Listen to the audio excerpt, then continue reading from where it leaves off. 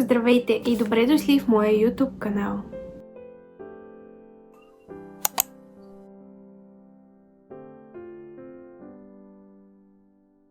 Днес съм решила отново да посветим това видео на поезията и както знаете, може би повечето от вас, аз съм автор на стихосбирката Изповед.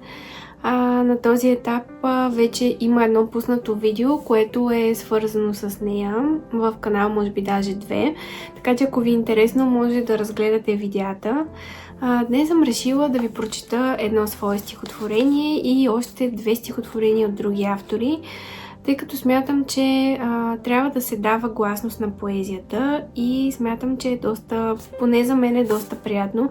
Надявам се и на вас тези видеа с поезия да ви харесват.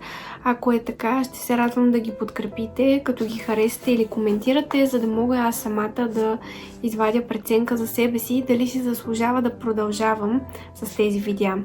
Въпреки че на мен ми е изключително интересно. Първото стихотворение, което съм си намислила да ви прочита, е мое авторско и се надявам да ви хареса. По някаква причина ми се иска по-често да споделям творчеството си с вас, защото смятам, че аз качвам постоянно в социалните платформи, но мисля, че не е имам усещането, че не е достатъчно. Затова реших да направим и такава поредица, стига да ви е интересна, в която да ви чета от моята стихосбирка и да ви чета стихове на други автори. Пък следващия път може и вие да предложите в коментарите кое стихотворение или на кой автор искате да обърнем внимание след това. Първото стихотворение, което ще ви прочета и е авторско, се казва "До последния си дъх". Приятно слушане! В твоята прегръдка аз откривам своя дом и твоята усмивка прави ме щастлива. Душата ми не ще остане бедна, щом твоята любов ми дава сила. Ще те обичам до последния си дъх, дори да изчезнеш някой ден в мъглата. Душата ми ще бъде твоят лъч, за да се върнеш пак и да запълниш празнотата. Ще бъда ярката звезда на небосклона, която винаги ще осветява твоя път, защото любовта ми безусловна не бих дарила аз на друг. Следващото стихотворение, което съм решила да ви прочета, е "Интимно" на Дамян Дамянов. Той е част от стихосбирката му "Благословено да е нещото, което". Надявам се да ви хареса и приятно слушане. Не ме допускай толкова сблизо ти, до себе си, щом искаш да съм влюбен. Вярно е, далечното гнети, но за това пък близкото погубва. Щом искаш да съм твой, далеч ме дръж. Далечното е всъщност ореолът. Една мечта се срива изведнъж. Разбулиш ли я, видиш ли я гола. Дори една Мадона от Рембрандт, погледната от близичко, е грозна. И целият ти майсторов талант е в нейната далечна грациозност. Дори земята таз около връст, която отдалече рай вълшебен, отблизо ти се вижда буца пръст, пръст, в която ние ще легнем с тебе. Красавице сте и прелесни черти, щом искаш да не зърна всичко дребно, несъвършенство в твоите красоти, не ме допускай близичко до тебе.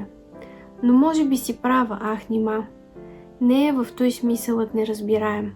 Очи в очи да видим къстама, картина, образ, вечност и земя, с които да се примирим накрая.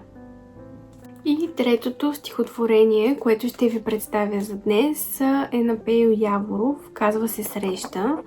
Надявам се да ви хареса.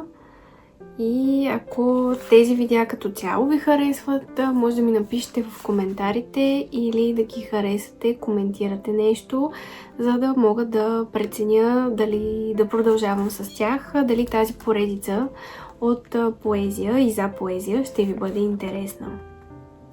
Среща. Мене ми е странно, ето те пред мен. Мене ми е жадно, гледам те пленен. Мене ми е страшно, дишаш ти за мен. Мене ми е тъмно, тъмно в ясен ден.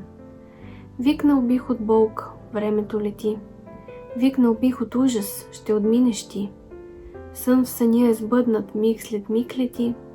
Няма да се върнат сбъднати мечти. Надявам се, че това стихотворение ви хареса.